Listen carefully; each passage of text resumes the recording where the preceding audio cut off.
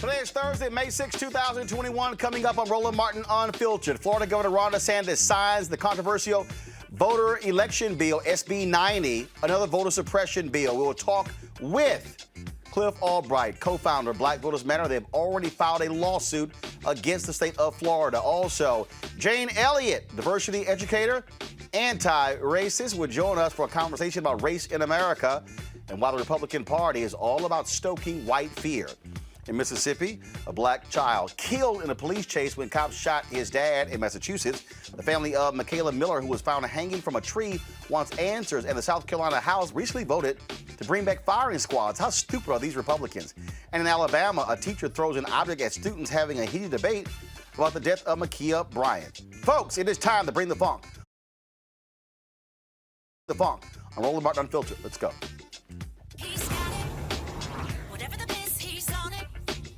Whatever it is, he's got the scoop, the fact, the find. And when it breaks, he's right on time and it's rolling. Best believe he's knowing. Putting it down from sports to news to politics. With entertainment just for kicks, he's rolling. It's on go, roll, y'all. It's Roland Martin, Rolling with Roland now. He's funky, he's fresh, he's real, the best, you know he's Roland Martin now.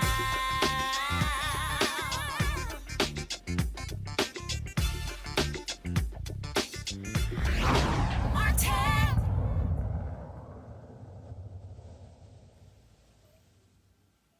All right, folks, more Republican shenanigans. As expected, Florida Governor Ron DeSantis signs their voter suppression bill, Senate Bill 90. The purpose of the bill is to impose more onerous regulations on ballot drop boxes, cutting them drastically, restrict third-party voter registration organizations, and place new voting rules by mail.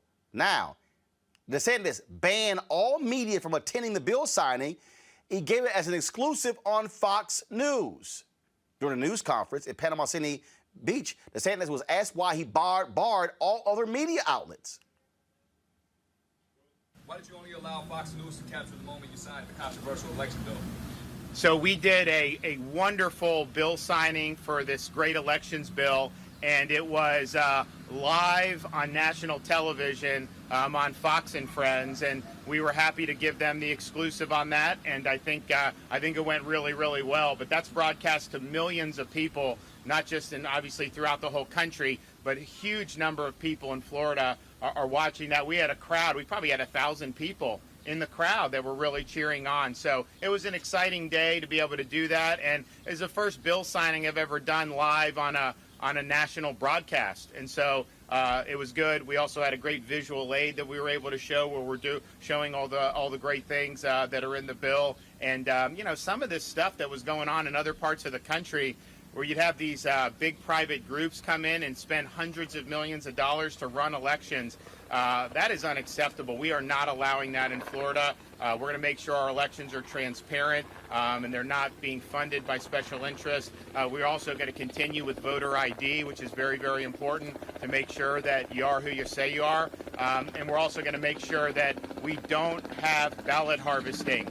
Okay, it's not for some political operative to get a satchel full of votes and dump them off. You get the vote, you send it in, or you go vote in person. It's one thing to have a family member take, fine, but to have these paid operatives go out there and do it like they do in California and like they do in some of these other states, that's a big, big problem. Voting is supposed to be a secret ballot. You're supposed to go in, you have the booth and all this stuff, and then when you have ballot harvesting, you have people that are going around and messing around with other people's votes like that. I think it's terrible for our country. So Florida, we just said no. We're not going to do it. So I think it was a really positive day. We got a lot of great feedback on it, and we're proud that we were able to do it on national television. Thanks, everybody. That was a pure trash-ass example that he gave right there. So you screwed the Florida voters by not having Florida media cover it, but you say, oh, millions are watching on Fox News. The new law, folks, goes into effect immediately, but will face heavy opposition in court. it's already been faced with lawsuits by the League of Women Voters of Florida. They filed a 69-page lawsuit in U.S. District Court in Tallahassee. Also, Black Voters Matter. They've also filed a lawsuit along with others. Joining us right now is Cliff Albright, co-founder of Black Voters Matter. Cliff, glad to have you on the show. This is real simple, Cliff. Republicans, we saw it in Georgia. We knew it was going to happen. They're doing the exact same thing in Texas. We saw the same thing in Iowa. Republicans are angry that Donald Trump lost. They're angry that Democrats won the Senate. And so what they are doing right now is putting these voter suppression bills in place, restricting ballot drop boxes, because they do not like the fact that more people voted in the last election than ever before. Yeah, and nowhere else was that the case as much as you saw in Florida, where they had record turnout, 77% turnout. Vote by mail alone, Democratic voters voted 680,000 more. That wasn't the total, not 680,000 ballots, but 680,000 more vote by mail ballots than what Republicans cast. That's exactly why they're so upset. They're scared, right? Because and really what's ironic is that vote by mail in Florida has traditionally been a Republican operation. It's been something that they created, their legislature created, that their governor's been fine with, that their voters have used more than our folks, than Black voters. But in this election, because of what happened, they are terrified, and because of that, they're coming up with these lame excuses and these lame, that press conference that you showed, his lack of answer to the question, right? The question was, why was Fox the only one there? And he completely didn't answer the question. That's the same thing that happens whenever anybody asks them, why are you doing this bill, this voter suppression bill, when there was in fact no fraud. In fact, they themselves said that their elections were the gold standard. And so after praising their own elections that they ran, then they felt the need to try to fight against fraud. It's nothing but fear. It's nothing but a strict power grab. It's nothing but white supremacy, and it's not going to work. And what it is absolute white fear. It is fear of minority voters. It's fear of them turning out in record numbers. That's what's going on here. All this talk about voter integrity is pure trash, because the election was certified by all 50 states, including Republican secretaries of state, including Republican governors. That's facts. Right. No, that's exactly the fact. And what you see happening is that in Florida is actually the first state to pass one of these major voter suppression bills that Trump had actually won, right? In Georgia, it was because their anger was because of what had already happened. In Florida, as is the case in Texas, what the fear is what's about to happen. They see us coming. They see our numbers. They see the work that we're doing on the ground. And when I say we, I mean a range of organizations within this Black and brown organizing ecosphere. They see what's going on, and they see the writing on the wall, and they're terrified. And because of that, they know that the only way that they can win is cheating. I remind people all the time, you don't cheat when you're winning, right? If you're a spades player, Roland, like I'm sure you are, you don't renege when you're winning, right? You renege when you're losing. That's what's happening in Florida. That's what's happening in Texas. That's what happened in Georgia. That's what's happening in a lot of these states. And again, we're ready for him because we had this lawsuit ready to go. As soon as he signed it, the ink wasn't even dry, and our lawsuit papers were being filed. Well, and the thing here is there's no doubt. If they had won, Trump would have said, wonderful, fantastic election. It's great. Change nothing. Right. No, that's exactly the case. Because, in fact, what we know is he and his family voted by mail, right? We know that there's a lot of Republican officials that have voted by mail, including some that don't even live in the state. But that's a whole other story, right? And so yeah, it's exactly right. What you said is that if they had won, and won not just the state, but won the presidential election, if they had won the Senate, then we'd probably still be seeing some of this, because again, they'd still be afraid of what's coming, right? They'd still see the writing on the wall. But the way that they've responded, the breadth, the depth, the speed of the response, the ferocity of the response that they're doing, criminalizing giving out food and water, the restrictions on the drop boxes, in some states, including, in Texas, criminalizing elected officials who might send out ballot applications to voters. The way that they're responding, again, is nothing but white terror, white fear stemming from white supremacy. All right, Cliff Albright, it's always a pleasure to have you on the show. We appreciate it. Keep up the great work. All right. Thank you, Roland. All right, let's go to my panel. Welcome back, Reese Colbert, Black Women Views. Glad to have you back after maternity leave. Dr. Greg Carr, Chair, Department of Afro-American Studies, Howard University.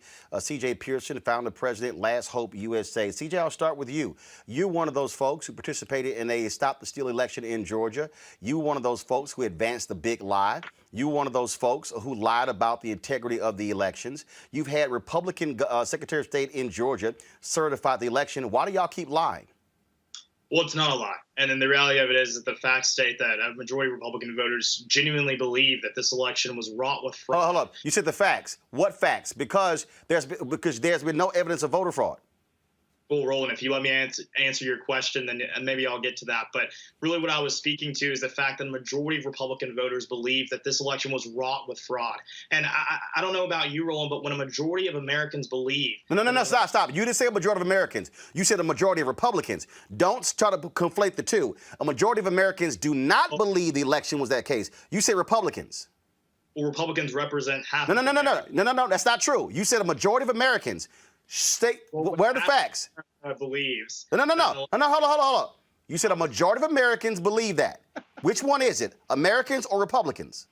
It's not good for democracy when a large portion of the American people believe that our election was stolen and it was wrought with fraud. That is not good for our country. Do you have any facts of this fraud? Where are the facts? Because if I'm correct, 50 states certified the election. 50 secretaries of state certified it. 60 different courts heard challenges.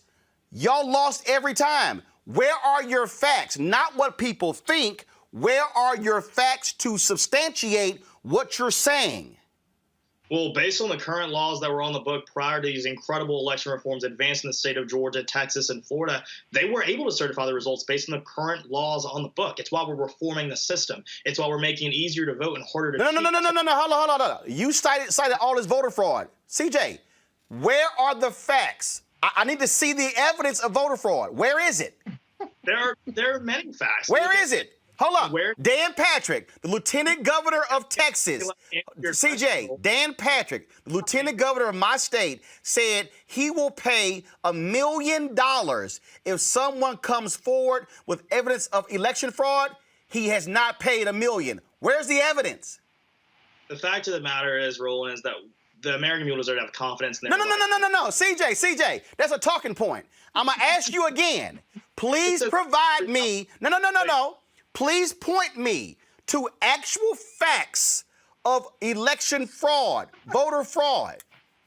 Yeah. Look at Ware County, Georgia, when we had a manual recount of the votes where I think 100 or so votes were changed because they were miscounted. Like, that is a real issue. I'm sorry. Did the Republican Secretary of State state what happened there?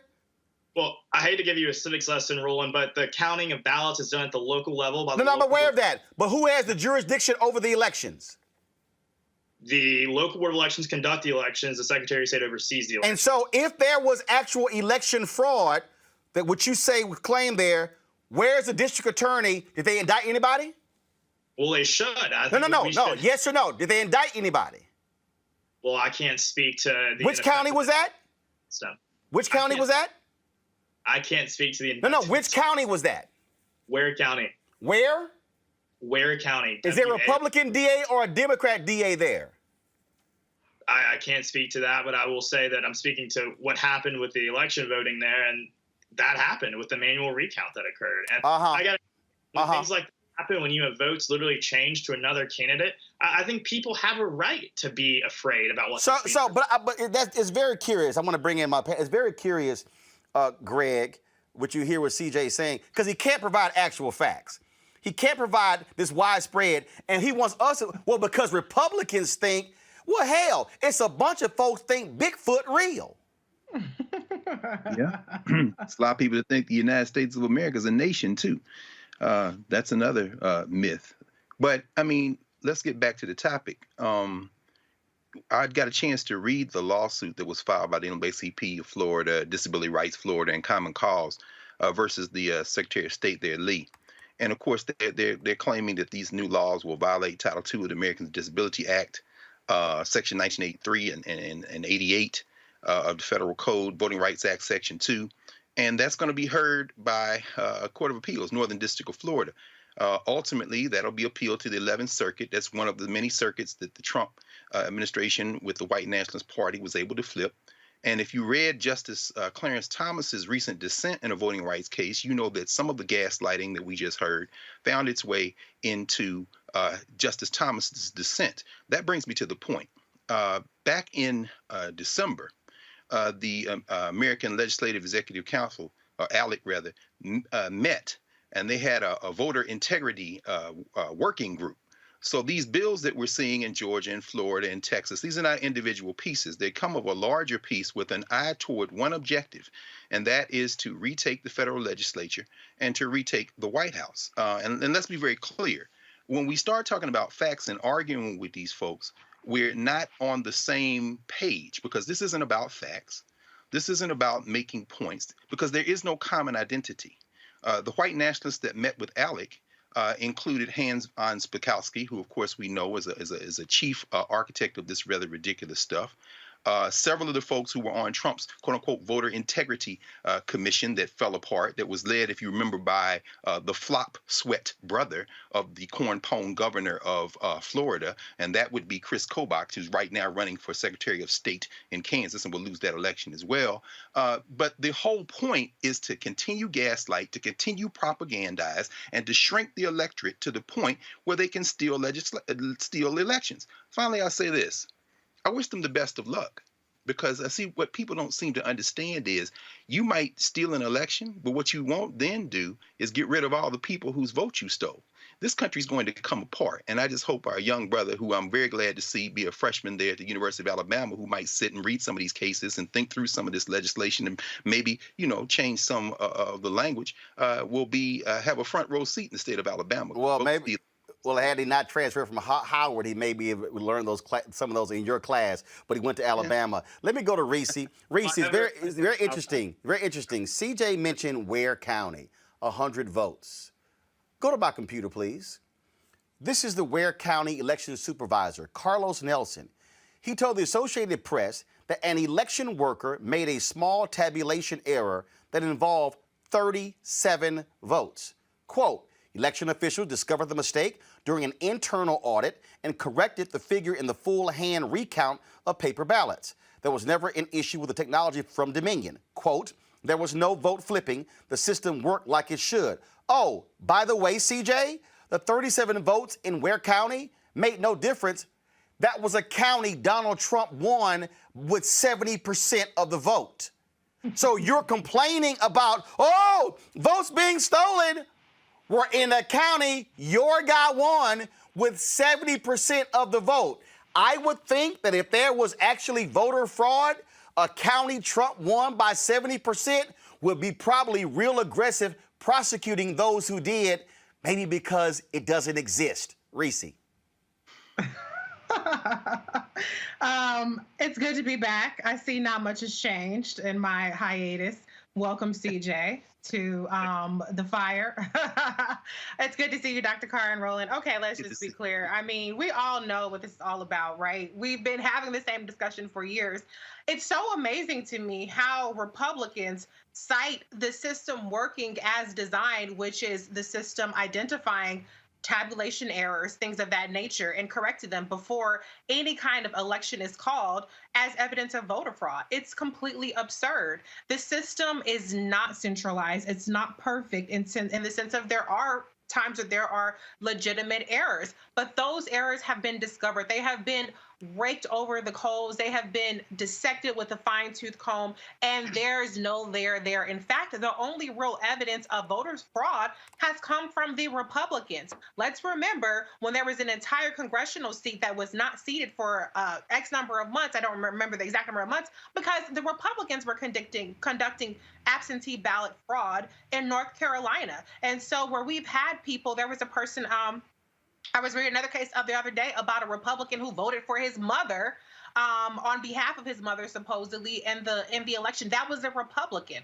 So what this is all about, it's all about gaslighting, as Dr. Carr said, and it's all about trying to create this fear narrative that makes Republicans believe that the elections are stolen. The fact that CJ is citing that 50% of Republicans are delusional, or 70% of Republicans are delusional and living in an alternate universe in which 2 + 2 does not equal 4, that's not a flex, okay? That's called go get some therapy, go back to math class. You're not smarter than a 5th grader.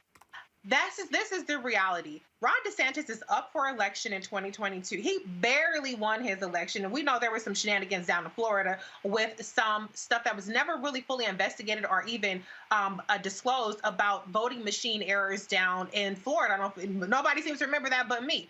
He barely won that election by the skin of his teeth. He has some people coming for him, perhaps Val Demings or some other heavy hitters. We also have a Senate seat that's up in 2022. And so this is really about solidifying that power. To be honest, Florida is more of a red state than a lot of these other states, and even Georgia at this point. But they aren't going to leave any stone unturned, and they're going to try to put these laws in place so that they can have even larger margins. But the one thing that I think could potentially backfire, in addition to the fact that we have a Biden-Harris DOJ with Merrick Garland at the helm, is that when you do these voter suppressive measures, you give people more time to counteract it. You give them more time to make those arrangements, which is what we saw people do in Georgia and around the country for 2020. So I just want to know, CJ, why do y'all have to keep lying? I mean, every time you get debunked with the lies, y'all come up with a new lie. Why don't y'all figure out actually how to have policies to attract more people? But why do you, specifically you, keep advocating the absolute lie? And there's no proof. I've asked you now 6 times, show some proof. You threw out Ware County, 100 votes, it was 37, and it's a red county. So any other proof you got? You got anything? Well, the fact of the matter, it's bigger than that. It's about the ability for the American people to have confidence in our elections, because that is what makes America America. The ability for people to have faith in the votes that they cast, making it easier to vote, harder to cheat. If you're against that, I really don't know what to tell you, Roland, because at the end of the day, you can say that you can call 50%, half the country, delusional, deluded, wrong, crazy, whatever, but it doesn't detract from the reality that it is not good for our country's stability for people to not be able to have faith in our election. So hold on, CJ. So if y'all listen to a liar, in Donald Trump, if y'all follow a liar in Donald Trump, and the liar makes all of y'all repeat the lie, and then he browbeats other Republicans in repeating the lie, don't you think folks are going to start repeating the lie? Because, again, you keep talking about most Americans and folk not believing in this. Well, here's the deal. This is an NPR, PBS NewsHour Marist survey. 60% of Americans, 1/4 of Republicans trust the results of the 2020 presidential election. 60%. 56% approve of how the president-elect is handling himself during the transition. So 60% of Americans trusted the election. So what you just said is a lie. You said half. 60%. Is 60% half? To the point that you just said, you said only 25 of Republicans trusted the election results. I mean, 75%. It ain't our fault y'all believe a liar. Well, the point that I'm making is bigger than that, Roland. It's about the stability of our nation. But here's the deal. Can you provide me some proof? Here's what I need. Here's the deal. If CJ told me, Roland, Reese can't cook, and I was like, well, hell, the only way I need to know if Reese can't cook is if I eat Reese's food. Now, if I go eat Reese's food and it tastes good, I'm like, CJ, you full of shit. Her cooked food tastes good. Now, if you go, but that don't matter, Roland, I think the food don't taste good. And then if I invite Greg over, and Greg like, damn, there's some good food. And if I invite Anthony, Chelsea, Chris, Atlantis, and Jackie, and they, man, food tastes good. Are we supposed to sit here and give you credence because you don't like it when 9 other people think the food tastes good? Well, I'm sorry. Reese's Gumbo just isn't the same as ensuring that America's on good, solid footing. No, but just because y'all crazy does not mean we have to change laws because y'all are crazy. country. Let me add in. Let me add in a. No, hold on, Greg, 1 second. CJ, go ahead and finish that point. But I'm still waiting on some proof. Please go. I'm still waiting. Not making this legislation, and Democrats should be the biggest cheerleaders for this legislation. Why? Because if you want to blame Donald Trump for what he was able to so-called incite, then he had to have something to point to lead to this incident. He had nothing. He lost. He incited an insurrection because he lost, and he couldn't handle losing. Okay, well, obviously he was able to point to something that resonated with people that led to them having such a visceral reaction to. Because y'all believe a liar. No, it's not about that. It's about ensuring that America remains a country that has solid and safe elections. Wait, hold up. You keep saying that. Was it not certified by Republican secretaries of state, governors, and legislators? It was based on the. So wait, hold up. So that wasn't safe? Reformed because of how insecure they are. Greg, go ahead. Mike Pence certified the election. Mike Pence certified the Electoral College votes. Was he not the president? Was he not the vice president? He was the vice president. Did he not follow the Constitution?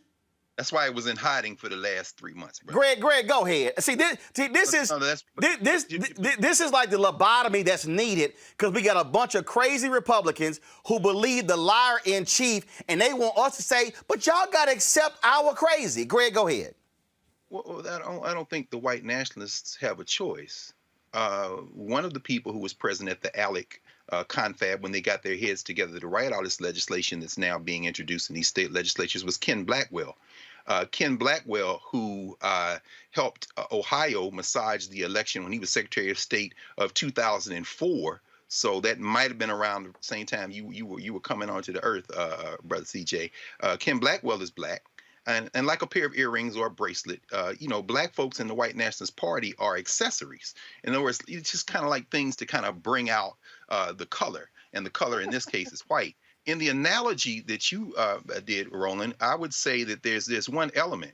The people who would say that Reese can't cook would also say that you, me, CJ, any other black person who would taste that cooking and say it's good shouldn't be allowed to eat. So in other words, they would never even go to sample the food. And so when you hear phrases like election integrity, that is code for taking away local control when they can revert to state control to supersede the local folk. But they supposedly love local control. They supposedly love small government. Well, they love control, which is why when you look at this bill, the corn pone flop sweat leading probably candidate for 2024, Ron DeSantis, who recently went to kiss the ring of Donald Trump in Mar-a-Lago. When you look at that legislation, it was opposed by the 67 county supervisors of elections in the state of Florida. Republicans included. Republicans.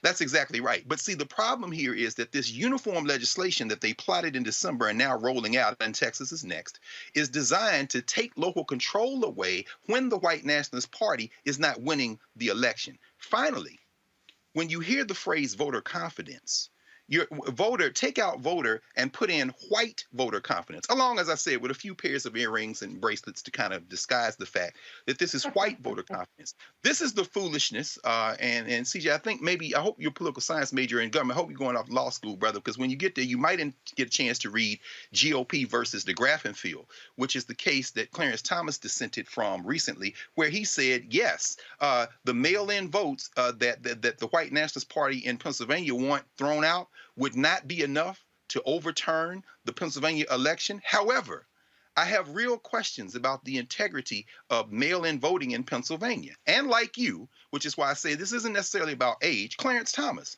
offered no proof, no facts, and repeated the talking points of Donald Trump, meaning that even the federal judiciary is complicit when white nationalism is the objective and it can be carried out by black people. Clarence Thomas and UCJ seem like y'all on the same page. And Clarence Thomas, unlike you, has a seat on the Supreme Court. They're going to break this little settler project, brother. And I, for one, couldn't be happier. I want to bring in Jane Elliott right now. Jane Elliott, of course, we've had her on before. She's an amazing educator. She speaks truth to power. She does not hold back. I think she's probably more unfiltered than I am.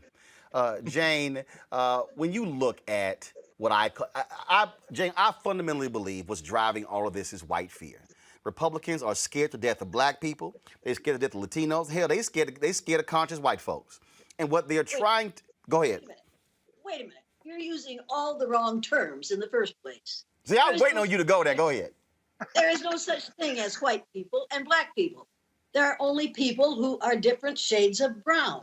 But as long as you use the words white and black, white, the definition of white is pure and unvarnished. Black is the color of savagery and ignorance. Now, as long as you use those two terms, we're going to be at one another's throats. If you'd ever get around to the point that you could look at me and see that I'm not white, my shirt's white, my hair is white, my skin is not. And I can look at CJ there and I can see that his hair is black and his skin is not. If we could get over the idea of several different races, maybe melanemic people, which is what we white folks ought to be called, could get used to realizing that we're all, the whole thing is so ridiculous. Words are the most powerful weapon devised by humankind.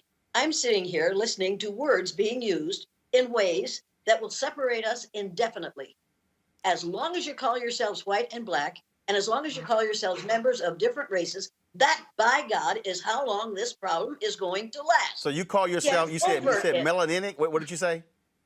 Melanemic. Melanemic. Okay. So if you're anemic, you don't have enough blood iron in your blood to keep you healthy. So you're called anemic. So Jay, in our public policy, how do we confront the melanemic Republicans who want to prevent the melanated other folk from being able to cast votes, who are able to put in all of these ridiculous measures that they claim is voter integrity, when in fact it is all designed to keep power in their melanemic hands? Number one, you have to stop calling them Republicans, because Donald Trump knocked the L out of the word Republican. So what you end up with is a description of what he is most interested in, the area in which he is most interested. You've got to stop talking about Donald Trump. As long as you talk about him, he maintains his importance. Oh, no. I didn't mention Donald Trump. That's why I said the party. Because see, the mistake that Hillary Clinton made in 2016, she tried to separate Trump from the Republican Party. Then Joe Biden and I'm like, no. These folks, you could take Trump out of this. They still are pursuing policies that are going to impact me in a negative way. They aren't the ones you have to worry about. You have to worry about the evangelicals who are supporting Trump. Right. Have you read the book Unholy? Read the book Unholy, and then you'll know where the problem is, and you'll know what you have to do about it. I am more frightened by what the evangelicals are doing to this country than by what one man and the Republican Party can do to it. The evangelicals have now invaded every facet of our lives in a really disgusting way. And you need to realize that. Trump is not the problem. Evangelicals are the problem. And I'd like to have that young man, CJ is your name? I'd like to have you come to my guest house in Iowa for about 3 days, and I will help you to restore yourself to sanity. Well, nothing brings me more joy than being lectured by white liberals about how I should approach the issue of race in America. Just a damn minute. I just got done telling you I'm not white and you're not black. I'm a member of the same race that you are. You and I are 30th to 50th cousins. Now, you may not want me for your cousin, but that's the way it is. Stop dealing with a lie and start dealing with the facts. Let's deal with reality here. And the reality is that I don't have to listen to some young man who has already let me know that the color of my skin makes me unable to discuss race. Now, don't tell me that I can't, because I was dealing with racism long before you were born. 53 years I've been listening to people say ugly things about people who look like you, and blaming those statements on people who look like me. We make a decision as to whether we are going to trust another person based on our judgment of the color of their skin.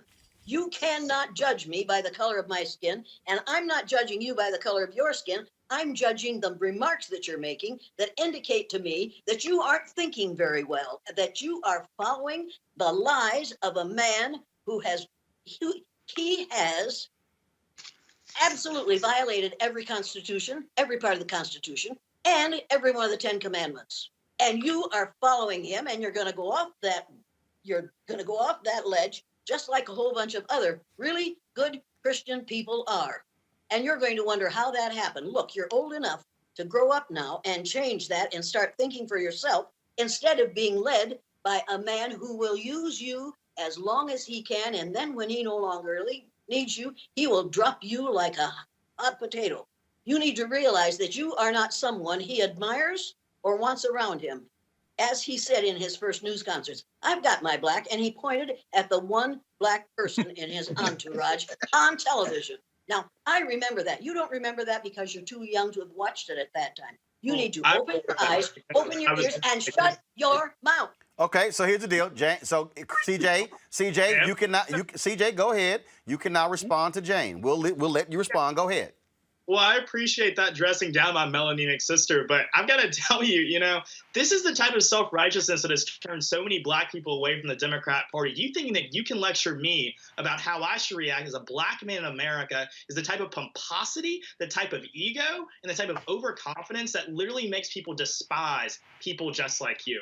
You will not tell me, you will not define as a melanemic person my experience as a black man in America or discredit my blackness based on my politics and my ideals and my principles. You won't do that. And so you can tell me to shut my mouth.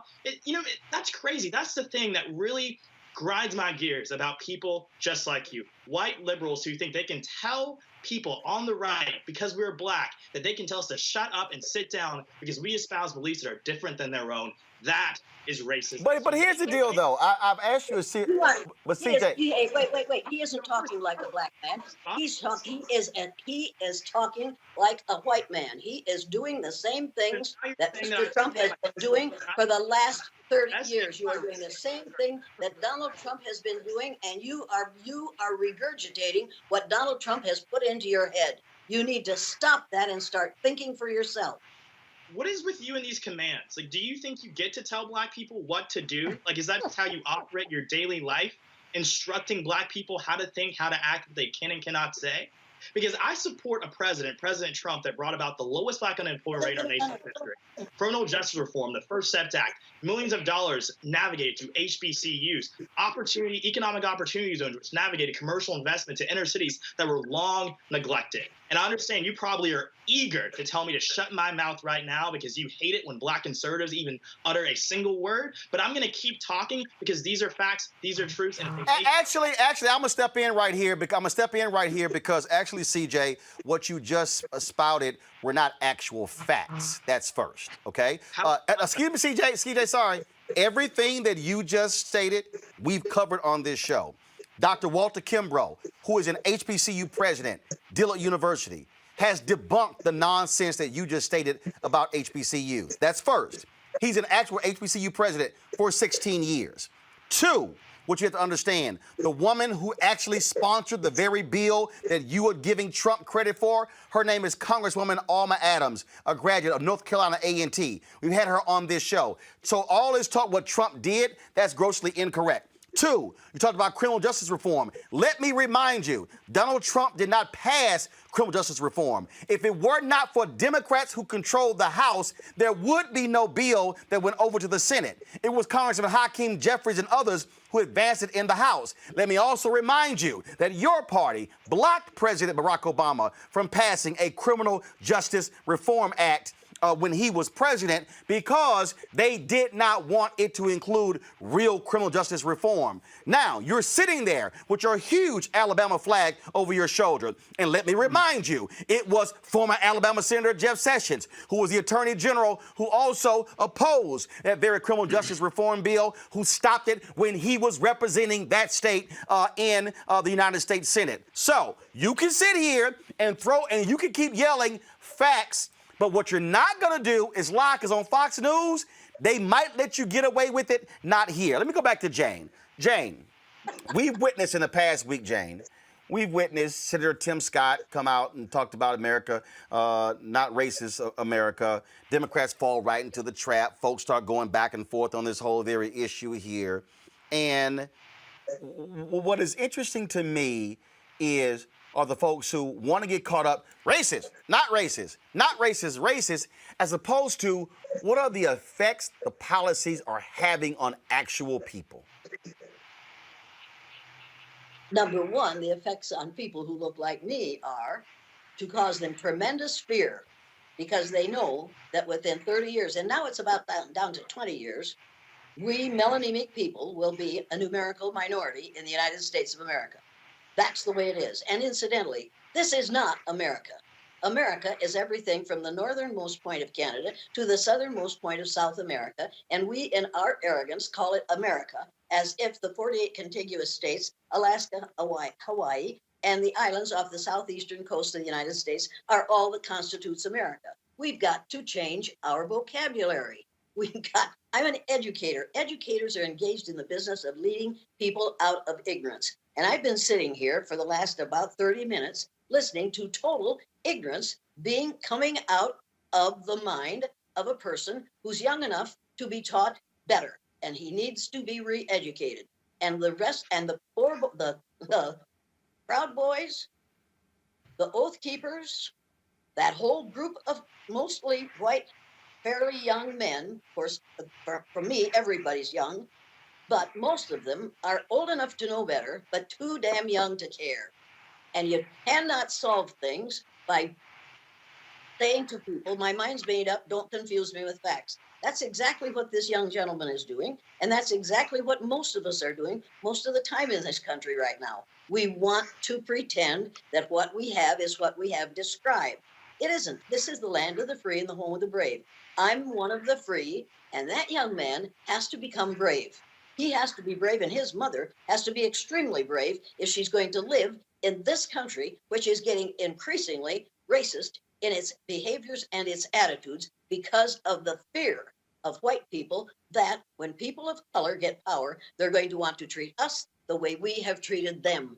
That is the major problem in the United States right now, is white fear of retribution. I think we could give up that fear. I have watched people go through this exercise, the blue-eyed, brown-eyed exercise, and after it's over, I have heard them say, I had no idea. I will not abuse people. I will not make them feel the way I felt when I was on the bottom. I never knew how it felt to be on the bottom before. Now I've found out how that feels. I will never do something that will make someone feel the way I felt for just an hour and a half. I think we have misjudged the intelligence and the humanity of a whole lot of people of color, and that's why we're afraid of them. Greg Carr, the last week and a half, we've listened to Fox News and all of these other folks, these conservatives, whine about critical race theory. They're running their mouths. Oh, my God, critical race theory is Marxist and it's destroying America.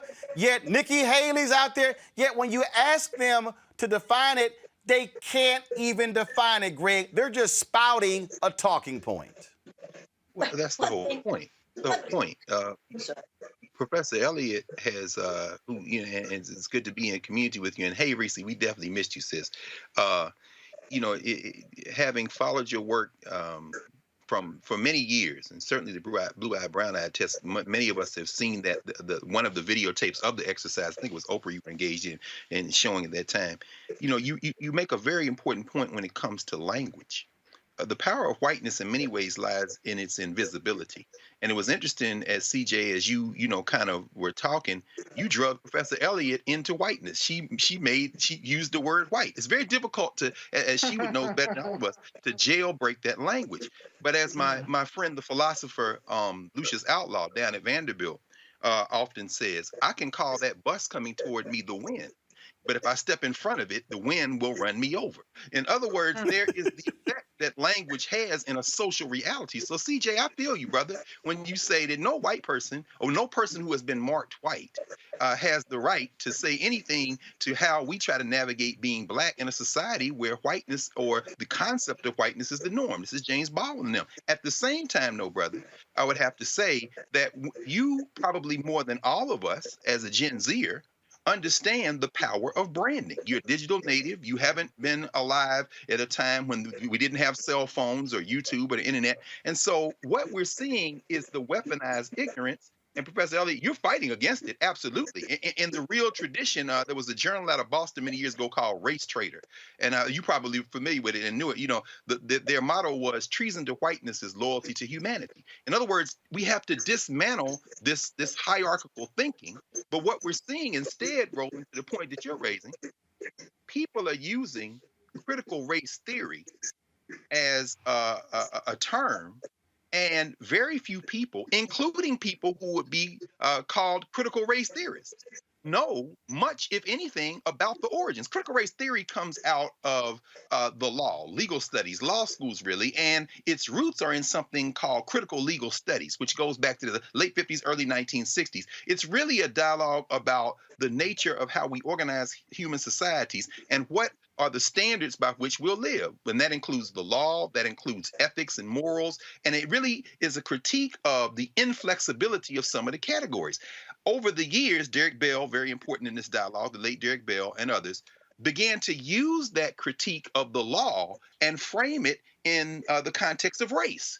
And saying, for example, Derek Bell would say, let's do a thought exercise. What if instead of overturning Plessy versus Ferguson, Brown versus Board of Education had affirmed Plessy versus Ferguson and said, you know what? Separate was never equal, so let's make separate equal. Give them the exact same money you're giving the white schools.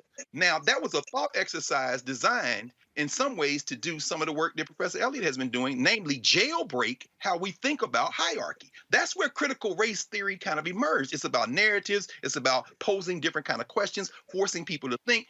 That is exactly not what these white nationalists, and I'm using white not because they are white, we're all Africans if you look at the parents of everybody on the ball, but I'm using white as the social reality that has real world consequences. Just like if I change the name of the bus to the wind, I'd still step out in front of getting run over. I can call it melanated, demelanated, whatever, but the cop is still going to say, you're melanated, hands up, boom. My point is I'll still suffer because of the concepts. We have to figure out a way to tune out the distractions. CRT is the new socialism, critical race theory. Left is the new N-word in many ways, because we say left, what the signal is, I mean, you know, them people who are over there with those black people. When you say, platforms are the new soapbox, people are engaging in word war as proxy for real war. Meanwhile, people who say, I'm voting for Trump because I'm an evangelical, and Trump is a symptom. Let's be very clear. The Republican Party has been the home of white nationalism for quite some time. People are now rallying behind Lynn Cheney when Lynn Cheney's policy record is just like Donald Trump's. But people are saying, well, she's a woman. No, stop being distracted. What you're seeing is these folks are killing themselves to preserve something that isn't real. They are literally picking their imagined whiteness over their lives. And so rather than try to argue with them, I'm going to leave that to the Jane Elliott's of the world. Go with God. Sister Elliott, go with God. As an African in this world, I don't care whether the United States survives. What I care about is whether humanity can survive America. That's a very different kind of a prospect as far as I'm concerned. I'm going to go to Jane, then Reese, then to CJ.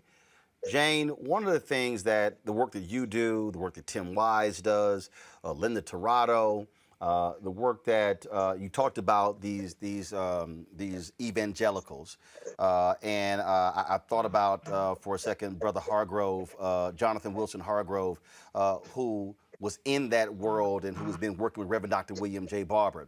What's very interesting is they talk about how they love Jesus, yet when you go to their conferences, you never hear anything about the poor. They'll have tax folks there before they have folks talking about the poor. Then what you then see is you see these attacks then manifest themselves in public policy.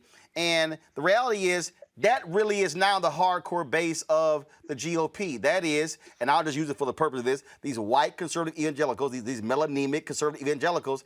And the deal is, They won't even have discussions with those of us who are melanated evangelicals who love Jesus. My wife is an ordained minister, but they are afraid to sit down with Reverend Dr. Barber. They're afraid to sit down with folks like that because they don't want to have a real conversation about the Bible and Jesus and what Christians really should be doing in this country. Well, they don't even want to see Jesus as he's described in the Bible, with kinky woolly hair and feet of bronze. We white folks, I'm sorry, but that's what we have to call us. We pale faces, one of the major differences between me and you is when pale faces come into a new environment, they immediately adjust the environment to fit their needs. And if it's religion, they do it there too. We want to kneel to somebody who looks like us. That is a mental problem that we have, and we need to get over it. And we won't get over it until we are in the position in which we have placed people in this country for the last 300 years. We have to let people find out how it feels to be on the bottom. And white folks are scared to death. Melanemic people, pale faces, are scared to death that that's what's going to happen to them. I don't think it is. I think that people of darker complexion, melanations people, are more intelligent than that. They know what happens when you set up a system like that, and the people who are on the top are making it work for them. People say to me, it was good enough for my father, it's good enough for me. It wasn't good enough for my father, and it wasn't good enough for your father. It wasn't good enough for any of our fathers as long as we were divided on the basis of the amount of a chemical in our skin. It makes no sense. You can't justify it. It's unjustifiable. Reese, the point Jane just made there, Mitch Landrieu literally made that same point in his book. He said, hey, white people, they're not going to do to us what we did to them. This whole, I'm telling you, what we're seeing right now, I called this, Reese, in 2009. I was at CNN. I told John Avlon, we're living in the world of white minority resistance. I said, they see the demographics changing, the browning of America, and they can't handle it because in their view, this is what it means when it comes to what America means, the flag, all that sort of stuff. They have never had to take into account what we think. But also, I listened to CJ and we talked about he didn't like Jane telling him what he should think. Well, hell, I don't hear CJ calling out his fellow black conservatives when they say folk like you on the plantation, when they sit here and use that language condemning African Americans who reject the Republican Party but who choose to support Democrats. Mm-hmm. And your question. Woo, this conversation is off the chain. Y'all just came back swinging. Well, you were right, absolutely, because I think black conservatives do like to use that language about being on the plantation and stuff like that. I mean, as black people, we have these intra-black battles. You know, you got the people that talk about you if you're Democratic, you having a butter biscuits and all this other kind of stuff. There's enough insults and slurs to go around. But I kind of do feel like it's an in-house conversation in terms of what's black and who gets to determine what black is and what you sound like as black. But I do have much respect for Professor Elliott. I'm appreciating this new language that I'm hearing, pale faces, melanemic. I'm definitely going to have to incorporate that into my vocabulary. But in terms of me giving up black, I'm going to say the melanemic need to go first. When they give up white, then I'll give up black. Until then, I'm black and I'm proud. So as Dr. Carr said, go with God. I support you, sister, in your plight. But until the melanemic pale faces give up white supremacy and all that good stuff, then I'm going to be over here and I'm going to be black and I'm going to be proud to be black. But on another note, though, I do think, though, that the reality is that we don't want revenge. We just want to be left the hell alone. And, you know, black people ain't sitting up there. We ain't got pitchforks. We ain't the ones marching in the University of Charlottesville talking about blood and soil. That was the pale faces that was doing that. That wasn't us. So we just want to be left the hell alone. We just want to be, if we get a ticket, can we get a ticket and go? We ain't got to be shot by the police. If we call the police because we in distress, we want to be able to get help instead of get shot. That's what we want. When a black woman like me goes to have a baby, I don't want to have to consider, am I going to die in childbirth because black women have a black maternal mortality rate that's 3 to 4 times more of the pale faces. That's all that I want. And so if the melanemic will understand that instead of trying to hold back on what everybody gets because they want to make sure that we don't get something, to go on ahead and give a little, then we can all be greater. Then I don't know. But the reality is, yeah, black people, all we want to do is just be left alone. All we want to do is just be great and live our best black ass lives. That's all we want. May I ask? Jane, then CJ. Go ahead. Yeah. Would it help if we would all simply remember that Columbus didn't discover America, that it was discovered by Africans between 20,000 and 10,000 years before Columbus was a gleam in his father's eye? Would it help if you realized that you were here first, and because of the melanin in your skin and your ability to live, even with the hole in the ozone layer getting larger and more sunlight being allowed to enter our environment, that you will be here last? Do you not realize that the reason you are going to be in the majority, numerical majority in the future, is because you are going to live longer because of what we melanemic people have done to this country and to this world with our behaviors? Do you realize that only 18% of the population of the earth is classified as white? 18%. We have been in the minority all these years, and we are determined that we are not going to be the numerical minority in the United States of America. To fight that is to fight the inevitable. It is coming. We've got to get melanemic people used to the idea that if they would trace their DNA back far enough, they would find that a part of their DNA, a percentage of their DNA, came from a country in Africa. We are all from the same place, whether we want to admit it or not. CJ, one of the things that's very curious to me, and I remember in 2017, one of the first things that your party did was repeal anti-discrimination rules in auto loans. And it struck me as interesting that Republicans stood on the floor of the House and they said, we need to just stop this. We're all Americans. But they didn't want to deal with the discrimination. In fact, this is a previous edition of Roland Martin Unfiltered. Listen, and then I need to get your response. Auntie Maxine, Henry, go to my iPad. Make sure that we're making America great every day in every way. And the best way to do that is to stop talking about discrimination and start talking about the nation. We're coming together as a people in spite of what you say. Thank you, gentlemen. I yield back. Gentleman's time has expired.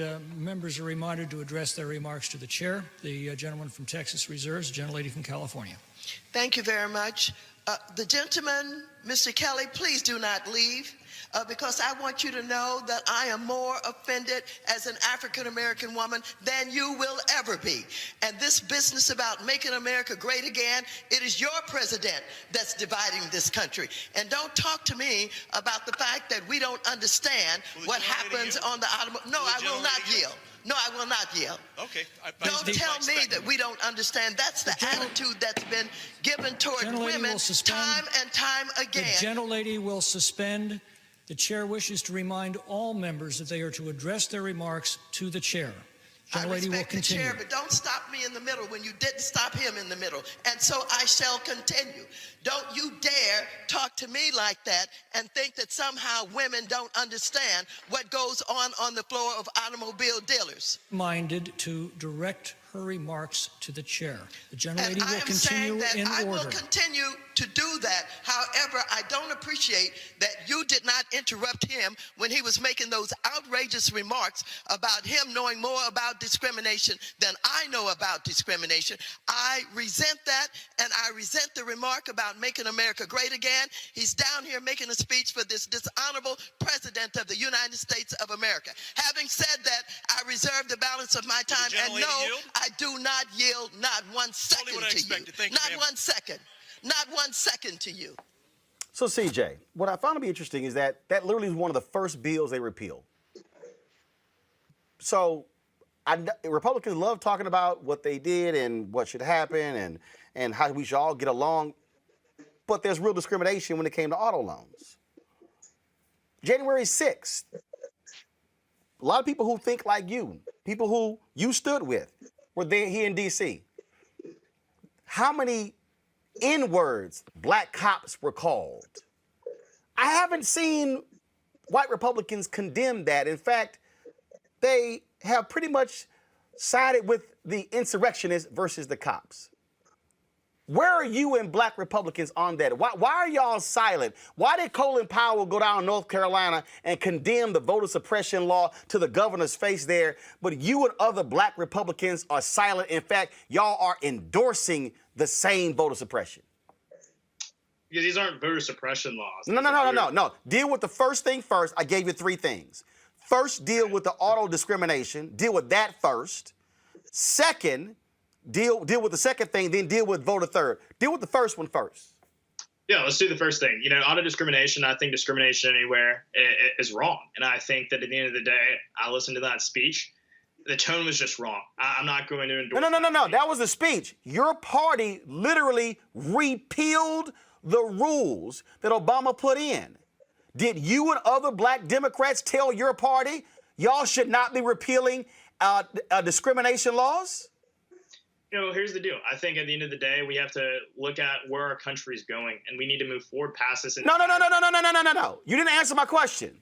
When they were voting to repeal these anti-discrimination laws against black folks when it came to auto loans, did you and other black Republicans say a word to your own party to say, this is not right, you should not be repealing anti-discrimination laws? I'll be honest. I'll be upfront. I wasn't familiar with the issue at the time, but I think in the grand scheme of things, you look at discrimination, just condemn that. And I also believe, though, that to the point that the congressman was making, that we do have to move forward. But CJ, how do we move forward if we don't confront discrimination? We can talk about that. Morgan Freeman, I think. No. I don't want to talk about it. I want to outlaw it. I want to get rid of it. But when Republicans led that, they literally led the effort to get rid of the laws. How does that make us great again? I don't think that legislation was about making America great again. I think it was about the idea that we need to move past this entire consummation with race, this infatuation. The point I was making about Morgan Freeman. Is it possible for us to move past being discriminated against? See, here's the deal. We black people, we would love to move past it. But here's the other deal. Colin Powell, black Republican, he went to North Carolina and condemned the voter suppression law there. Your party in North Carolina passed a law where they targeted black voters. The court said it was laser-like precision. It was overturned. Did you and other black Republicans condemn that North Carolina law and stand with Colin Powell? If you didn't, why not? Roland, I gotta say, I have a lot of faith in black people. And I believe that it's not a hurdle for black people to go get a voter ID. No. You did not answer my question. Fellow black Republican, 4-star general Colin Powell, former Secretary of State, former National Security Advisor, stood before and condemned it. It was later discovered, CJ, that Republicans asked specifically when were black people voting early in North Carolina. 70% voted during the first week. Your party changed the law in order to limit early voting. And then the federal courts later ruled. They had the document. They put it in email where they did it. What I'm asking is, why were you and other black Republicans silent with the targeting of black voters by your party? And you're also asking why I didn't endorse the ideas being propagated by a 4-star general. Sure, Colin Powell, much respect to him for his service to our country, who's endorsed President Barack Obama, also endorsed President Joe Biden. No. Can you answer my question? You want to call him a Republican for the purpose of this debate, but he really isn't that. No, he is a Republican. First of all, I'm sorry, you told Jane, don't tell you what to say. Now you want to strip Colin Powell of being a Republican. In fact, Colin Powell was a Republican before you were even born. I don't even think Powell described himself as a Republican if you want to look it up. No, actually he did. Have you actually talked to Colin Powell before? So he left the Republican Have you talked to Colin Powell before? So you're acknowledging. Have you talked to Colin Powell before? That's not the point. No, CJ, just answer the question. Have you ever talked to Colin Powell before? Once you acknowledge that I'm right. CJ, yes or no? Yes or no? Again. Yes or no? Have you talked to Colin Powell before? He is no longer Republican. Have you talked to Colin Powell before? Yes or no? It was about this election integrity bill. So see right now. See, this is the whole deal. If you're unwilling to even answer the question, you are purposely evading it because you know the answer makes you look bad. And the fact that you can't even that makes me bad. CJ, the federal court ruled there was laser-like targeting of black people. Does that not offend you? Well, here's the deal. Let's look at the facts. No, yes or no? Does it offend you, yes or no, when Republicans in North Carolina targeted black voters specifically? Does that offend you? Well, there's no indication of that. Just no. one... It was right there. See, let me go to Jane. See, I can't even see Jane. This is the thing that bothers me. The reason, Jane, you were critical of CJ earlier is exactly right there. We literally have evidence. A federal court. Question, Roland. CJ, Republican appointees said there was laser-like targeting of black people, and you, as a 18, 19, 20-year-old black Republican, you can't even utter, you know what? My party was wrong. You can't, TJ, you can't even say, damn, my party was wrong. They shouldn't have done that. You are defending it. You are excusing it. You are trying to deflect. You can't even say, damn, that was wrong. Do you know how easy that is? Because I don't agree with you, Roland. And so you agree with what Republicans did in North Carolina? I agree with legislation that advances the idea that our elections should be safe and secure. There we go right there. See, that's that talking point stuff. That's talking point stuff. See, Jane, here, let me give a fact. Let me get some facts here, Jane. The North Carolina Supreme Court ruled, CJ, the North Carolina Supreme Court ruled, Jane, that there was racial gerrymandering in North Carolina. The federal courts ruled that there was laser-like targeting of black voters. And your criticism earlier of CJ, Jane, I think is on point.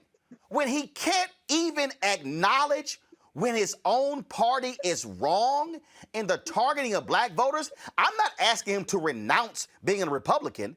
I'm not asking him to condemn the entire party. I'm saying, damn, can you at least say, like Colin Powell did, that is wrong? But the fact that he can't even do that is because they are unwilling to stop the grifting game of appealing to white Republicans.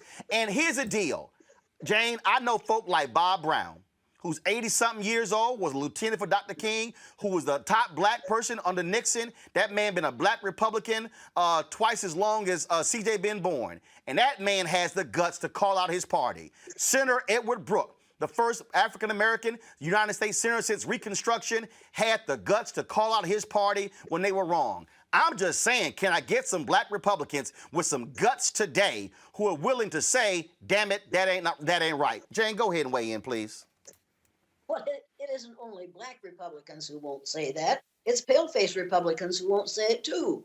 You have to realize this is not a problem that is caused by people who are melanaceous. It's a problem that's caused by these melanemic people who have had power for a long time, have used it badly, and who do not want to be in the position of being powerless, and they will do whatever they have to do to see to it that they maintain their power. If you read the book, The System, and you realize that the boys who are on the Business Roundtable are running this whole thing and telling Mr. Trump, whose name I hate to say, but they are telling him what to do, and he's doing exactly what they tell him to. And that's the reason they're in good shape and the rest of us are suffering. We're discussing a problem that need never have been in this country. It didn't have to start, but it did, because people in the South wanted to make money, and they didn't want to, and they couldn't enslave the natives because they couldn't tell the natives apart. So they bought people from the slave traders in Hull, England, and brought them to this country. If that hadn't started, none of this would have started, but none of that would have started if it hadn't been for religion. And right now we are using religion to run this country again. You need to realize that that is more dangerous than racism. Make no mistake about this. I'm going to give you one more chance, CJ. I'm going to read for you something, and maybe you'll agree with this. And this, go to my computer. The Supreme Court, this is May 15th, 2017. The Supreme Court on Monday refused to revive a restrictive North Carolina voting law that a federal appeals court had struck down as an unconstitutional effort to, quote, target African Americans with almost surgical precision, unquote. That was a bill passed by the North Carolina Republicans. It was signed by Republican governor of North Carolina. Will you, CJ, admit that it is wrong for Republicans to pass voting bills that target African Americans, quote, with almost surgical precision? Yes or no?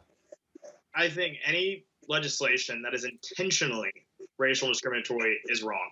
this wasn't. At the end of the day, we're looking. Hold up, you said this wasn't? We're looking at things like voter ID and early voting days. I'm done. Right. So a conservative Supreme Court affirmed the decision of a conservative appeals court, and your deal is, sure, go ahead and let them keep doing it. What I'm saying is that I think you love to loop this legislation in with what's happening in Georgia and Florida, but that's just yes, because it's all tied together. It's all tied together. Securing our elections. This isn't about telling black people don't go vote. Roland, do you think so little of our people that we can't secure a voter ID, that we can't go No. to Hold up. Okay, so explain to me then why y'all are getting rid of almost 3/4 of all ballot drop boxes. Those were secure. That was the thing before COVID. Like No. Those were secure. But they literally were not a thing in commonplace before COVID. So why do we still need them? Actually, hold up. In Georgia, they were put into place by the Republican legislature, signed by Republican governor. But now they're bad? I'm saying that before COVID, they were not mainstream. They were not commonplace. Are we still in COVID? Well, we have a vaccine now. Are we still in COVID? I'm outside this Are we still in COVID? We have a vaccine. Are we still in a COVID epidemic? Yes or no? Go get your shot, Roland. Like I say, see, this is the game right here. This is the game. This is the game, Greg. This is the game that black conservatives like CJ play, and because they know the truth. People get vaccinated. They know the truth, Greg. They know the truth. But again, it's a part of the grift game. If you want to keep the grifting dollars coming through, because let me be real clear. White conservatives love nothing more than somebody black who speaks their language and who use plantation language, because they get to say stuff the white folks can't say, and that's their cover. And if you are a black Republican and you can't even admit when a conservative Supreme Court agreed that it was targeting of black voters, then ain't no hope for you. Greg, I'm going to go to Greg. Then I'm going to go back to Jane. Go ahead. Well, the difficulty, and this is in the case that was filed today with the NAACP as one of the partners, they are accusing the Florida legislature and the governor, who acted so fast, by the way, that they may have a bigger impact on all those old white people and military folks in Florida. They accuse them of violating under the Voting Rights Act of acting under color of state law. So, CJ, you're right, brother. I mean, when you say there is intent as it has been expressed, and then there's intent as it has the impact. It can have the impact of being discriminatory. And that's the category where you start talking about decisions that are entirely in the hands of how the judges read the law. That's why stuffing the courts was so important. But you know, when you say that these things are not related, and you may or may not have heard about 45 minutes ago when I talked about the American Legislative Executive Council and the fact that they met, the process working group, in December of 2020, these things are not only related, they are coming out of the same draft legislative playbook. And those who have tried to suppress the vote, and including Hans von Spakovsky, who we saw as one of the main villains in North Carolina, were present at this meeting. So, you know, but I'm willing to give our young brother a little bit of room to grow and learn. He's in Tuscaloosa. My mom's from Alabama. I consider myself an Alabaman as well, in many ways, in addition to being a Tennessean and an adopted Philadelphian. But I will ask you this, brother, and I'm glad we're having this conversation, Roland, because you're not going to see this anywhere else. Certainly wouldn't see it on Fox.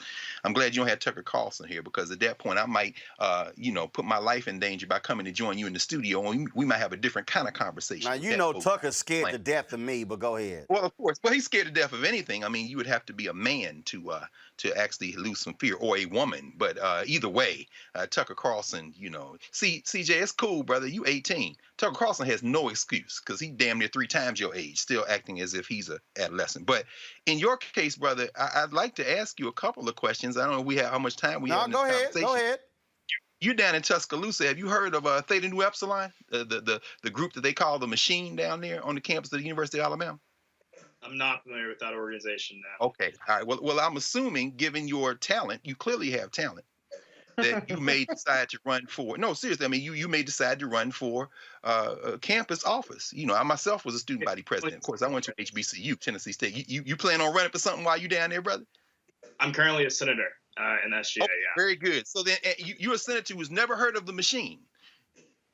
Okay. I just want to be clear because I'm just saying while you're in Tuscaloosa, I encourage you to be careful. You know, the first black student body president in 1976, Cleo Thomas, when he won, they burned a cross on the campus of the University of Alabama. In fact, they burned a cross in 1986 when I was an undergrad in front of the AKA house. And in fact, as recently as 2018, AL.com did a series of articles called Greek Gods, where they talked about how this confab of white fraternities and sororities on the campus there in Tuscaloosa, the University of Alabama, have worked against any type of racial progress on that campus for years. Now, you don't play football, you don't play basketball, you're not a revenue generating black on the campus of the University of Alabama.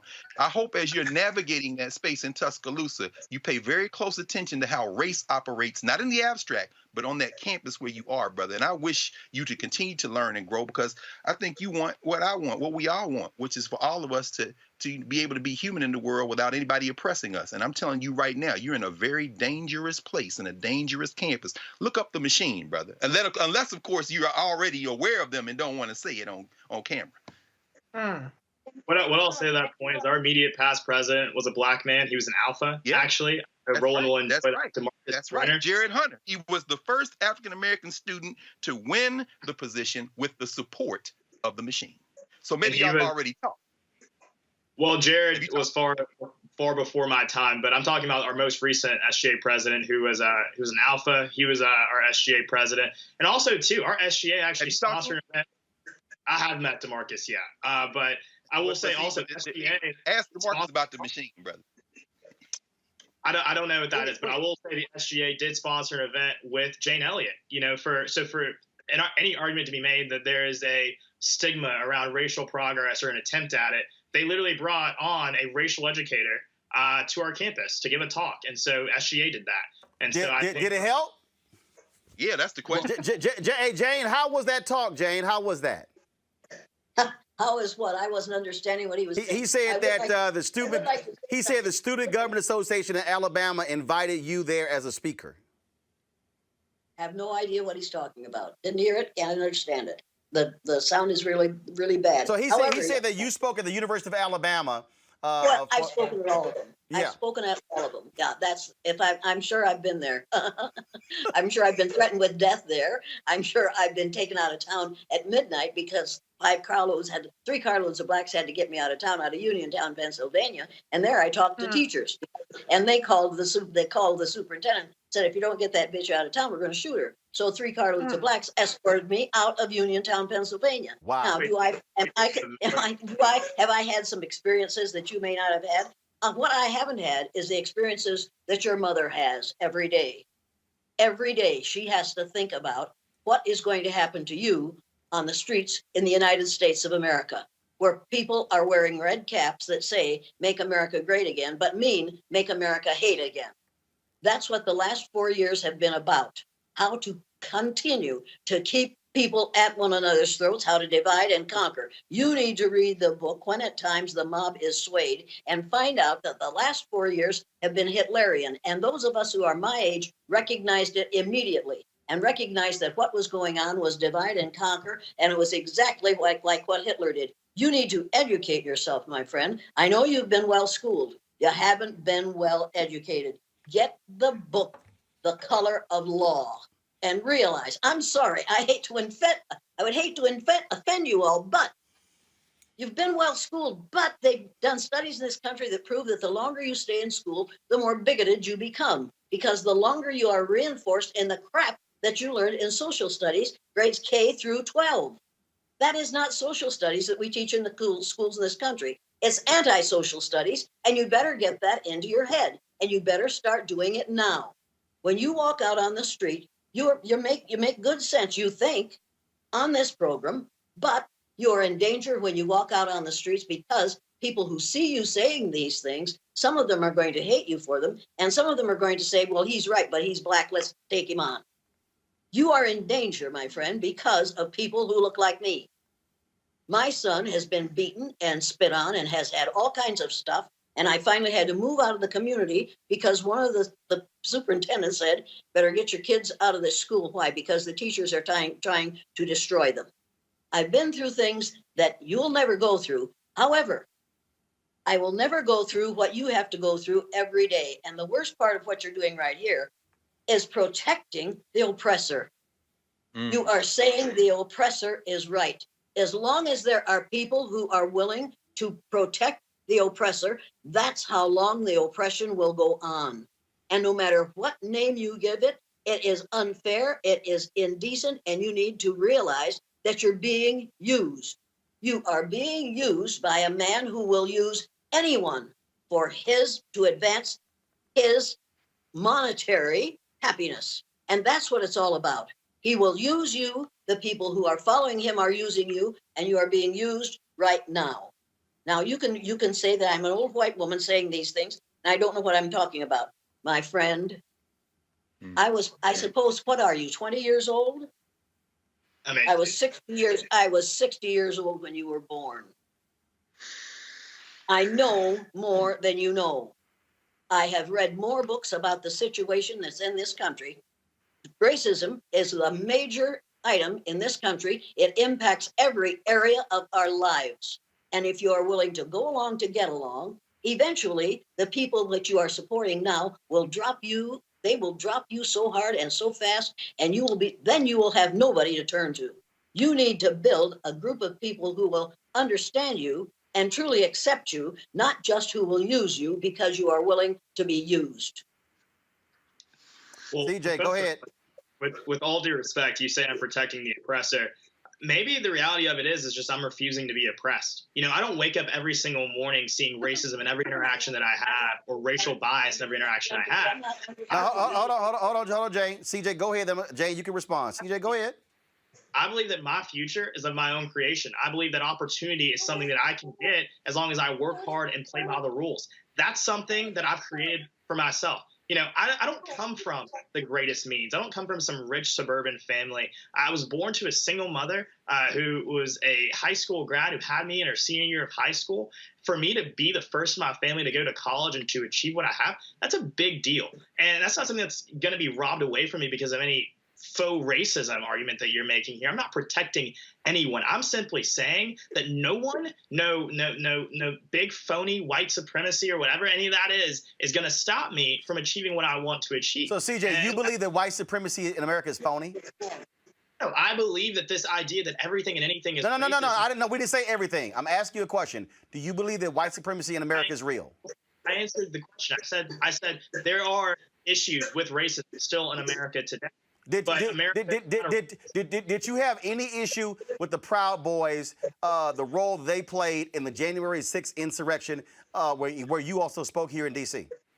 With the Proud Boys, you know, I think there are literally minorities who are members of the Proud Boys. So No. You didn't answer my question. The Proud Boys is a white supremacist organization. The FBI has arrested numerous members because of their involvement, and the Oath Keepers as well. So what I'm asking you, they are individuals who have made it clear they want a race war.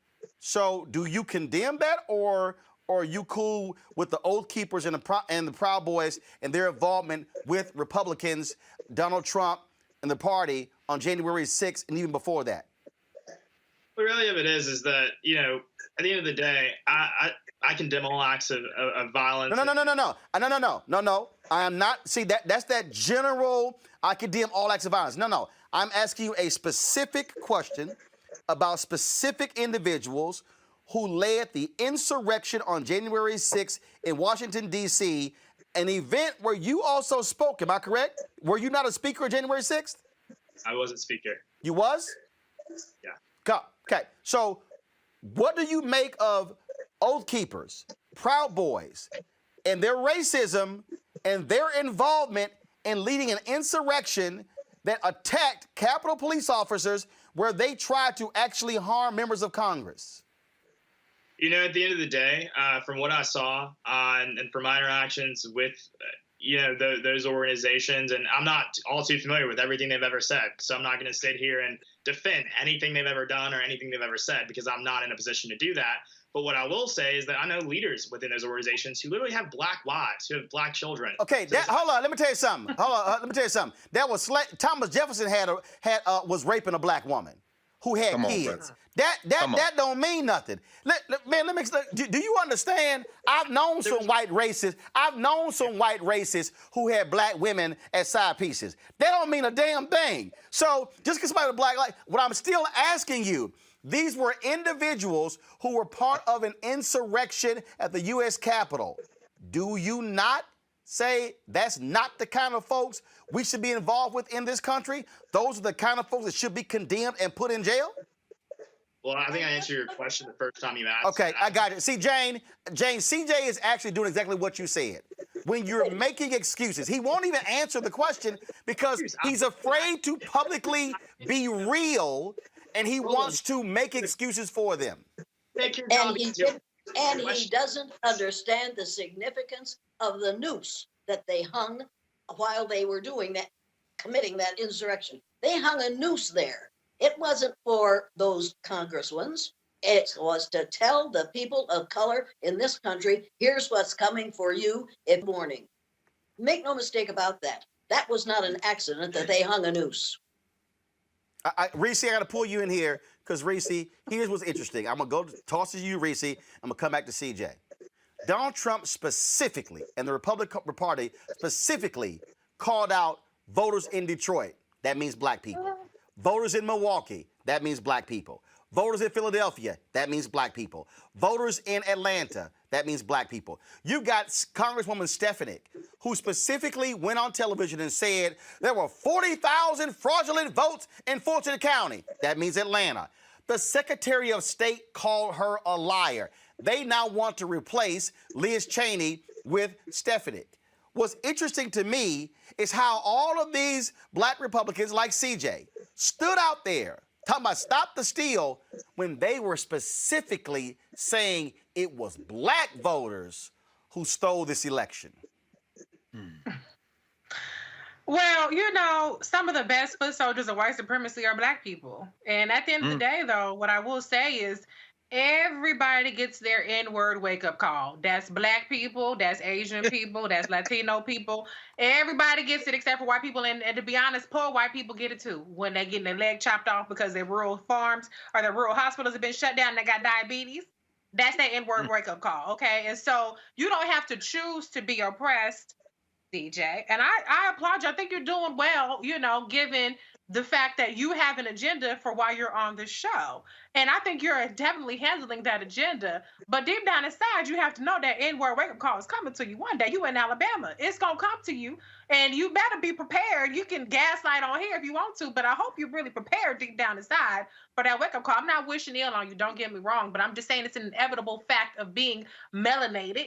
If we're using the good Jane Elliott's language, it's an inevitable reality that we all face, whether we want to or not. It's not even just a socioeconomic thing. It's not a pull yourself up by your bootstraps thing. It's a reality because you're not making the choice. Other people are making the choice in how they interact with you. Until you can control how other people choose to interact with you, you don't have the power that you think you have. Now, we have the power to control our reactions, but you don't have the power to necessarily control how other people react to you.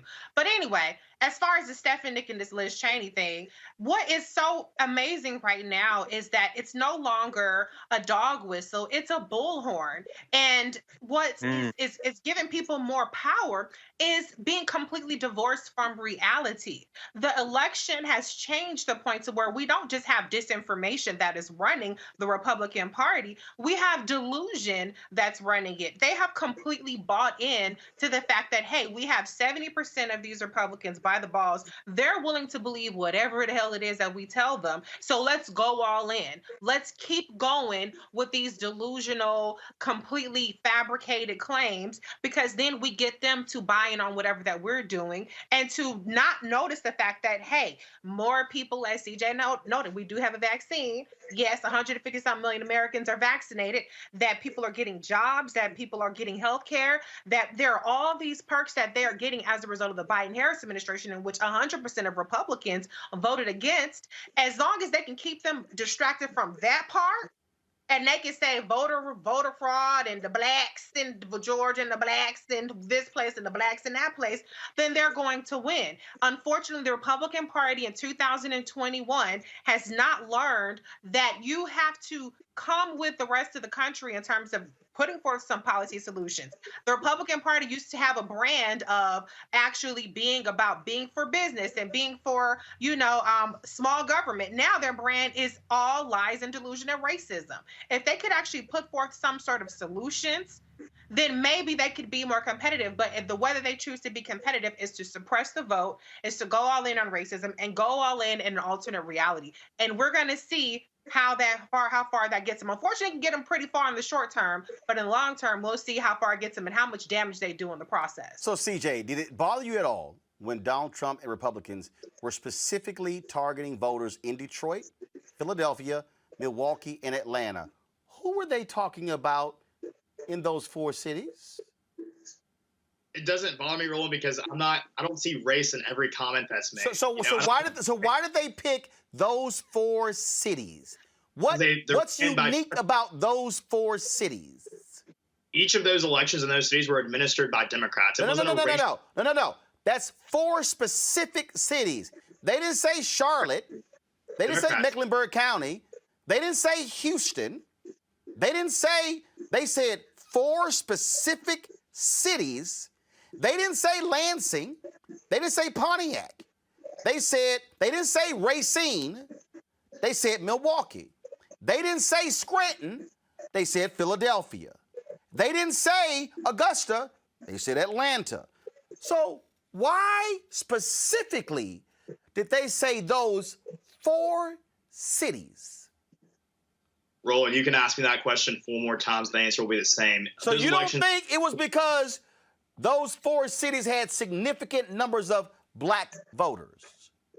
No, because I refuse to live in this ideal world that you live in where everything is racist and everything No. So why didn't they pick a majority white city where there were Democratic voters? Because see, if your argument is they were Democrat, no, but they were real specific.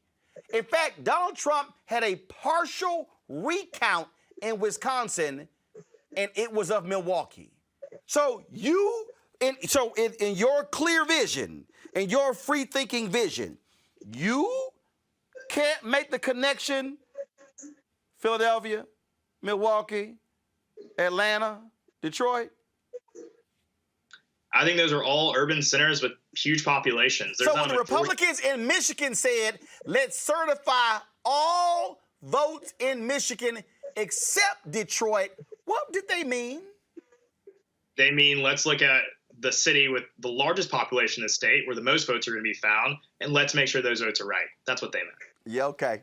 Okay. Yeah, that makes sense. Hey, bro, can I ask our young brother a question? Yes, Greg, go ahead. I'm going to go Greg, then Jane. Go ahead, I'm sorry.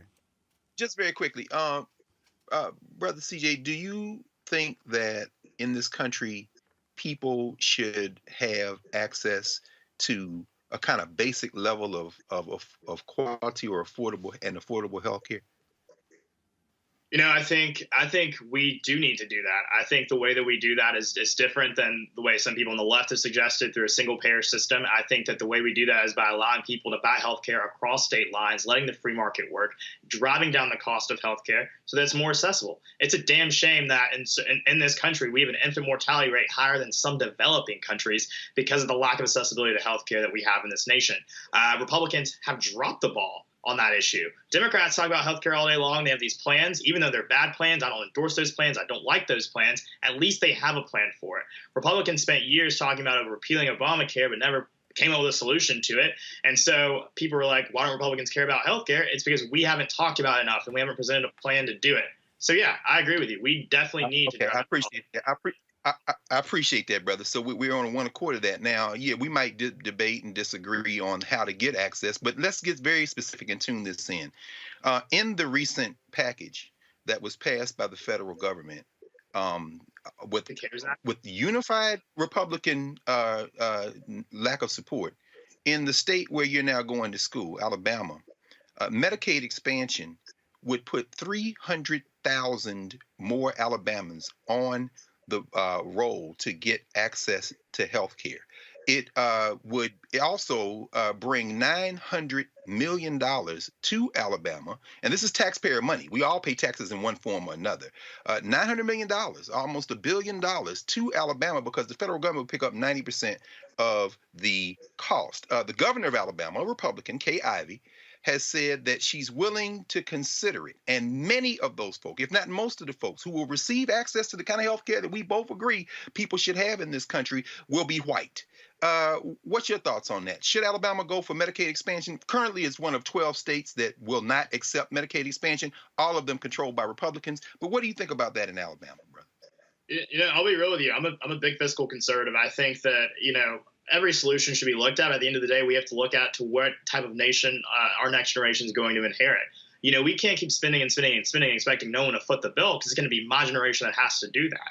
You know, I want to solve this issue. I want to ensure that everyone who wants healthcare has access to it in a way that doesn't explode the side of government and doesn't lead to a ballooning deficit. I don't know if Medicaid expansion is the way that we accomplish that. But I do believe that it's going to take both sides of the aisle coming together to really address this healthcare issue that we have in this country. But before I go to Jane, CJ, did you express any opposition to the federal deficits when it blew up under Donald Trump? Yeah, I've always been a fiscal conservative, and I think that I've been pretty consistent in that. No. That's not what I asked you. Did you express, when you were out there touting Donald Trump, saying 4 more years, did you at any point say Donald Trump's exploding of the federal deficit in the last 4 years and all the Republicans who voted for those bills that exploded the deficit, they were wrong? Did you at any point say that? I think there were Republicans that voted against some of those bills. No. Are you serious? Wait a minute. Hold on. You say you're a fiscal conservative, right? I am. Were you were not aware of the exploding deficit with the bills passed by Trump and Republicans? It's not about lack of awareness. As I said, I've always been a fiscal conservative and maintain that. No, I'm saying, but did you ever say Republicans and Donald Trump, y'all are wrong for this exploding deficit? My commitment to ensuring that America is a fiscally conservative nation has been steadfast. No. But you didn't answer my question. It's very simple. I'm asking you a question. When you were out there championing Donald Trump, when you were at the Stop the Steal rallies, when you were there on January 6th, did you at any point say, by the way, y'all, I'm a fiscal conservative, Donald Trump, y'all have exploded the debt, y'all are making it harder for my generation, y'all need to rein in spending? Did you ever say that? Well, as I said, I've been a fiscal conservative and maintained that. When Bernie Sanders was talking about expanding healthcare in a way that was going to cost $1 trillion. I specifically asked you, did you ever criticize current Republicans and Donald Trump for exploding the deficit in the last 4 years? It's either a yes or a no, CJ. Oh, that's an absolute yes. When these omnibus bills came through Congress, I opposed them. I thought they were stupid. I think you attach all these riders, all these crazy legislation to one big bill that's a must pass. It's bad for our country. It's why. But you wanted 4 more years of Trump, right? Well, 4 more years of a president who was going to bring about economic opportunity, ballooning job growth, record numbers on the stock market. So that's interesting. Yeah. That's interesting. So you like the ballooning stock market, but you did not criticize him on the ballooning deficit. Well, as I've said 3 times now, I've always been a steadfast opponent of anything that balloons our national debt. But you supported the guy who was ballooning the debt. For all 4 years that created jobs, a record number of jobs. We had more jobs in this country than there were people to fill them, Roland. Got it. That's a successful administration. Got it. God bless America, Roland. Got it. I just find it to be curious. I'm going to Jane. I want to show this, Jane.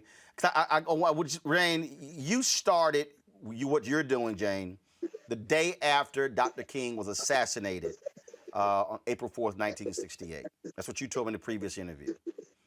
We talked about voting, things along those lines. Jane, I've got to get your thoughts on the junior senator from Alabama when he was asked, when he was running against Senator Doug Jones, about the Voting Rights Act.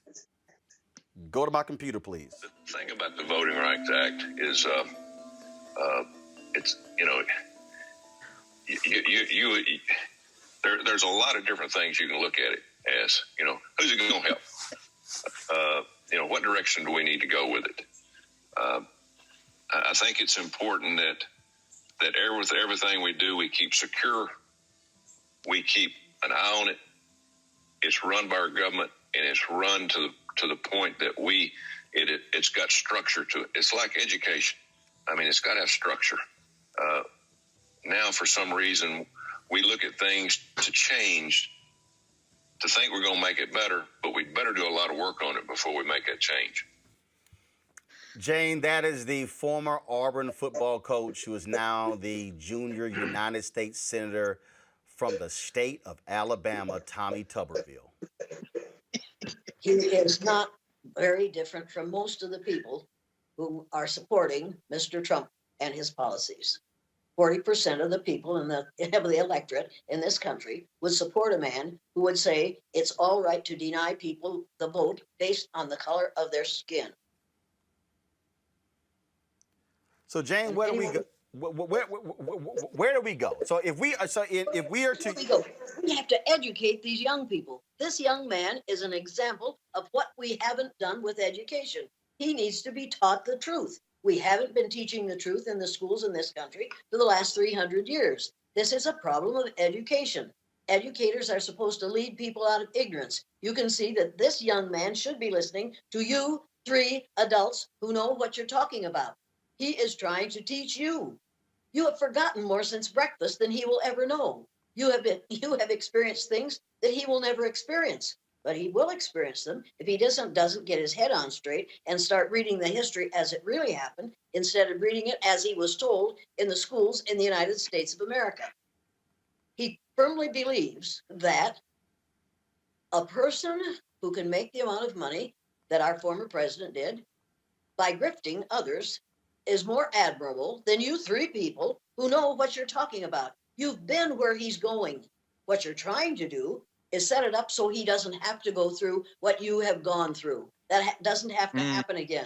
We could put a stop to this if we chose to, but instead we are perpetuating this myth as long as we keep people like this young man in the dark.